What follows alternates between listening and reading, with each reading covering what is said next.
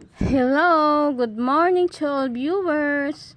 Ito, nag-iipon ako ng tubig kasi ako ay maglalaban na naman. Labandera na naman ako ngayong araw na ito. Parang ang sarap-sarap guys, lumublob sa tubig kasi ang lamig-lamig. Bagay na bagay sa mainit na panahon natin ngayon. Tulad ko, palaging mainit ang ulo. Kaya kailangang ilublob. Char! Ayan guys, ako ay nandito ngayon sa likod. Dito kasi ako naglalaba malapit sa baboy. Kaya guys, diretso linis ko na ng olbo ng baboy pagkatapos ko maglaba. Kaya hindi sayang ang tubig na aking pinagbalawan. Ayan guys, ang lakas-lakas ng tubig kaya nakakatuwa naman. Diba guys? At ito guys, naglagay na ako ng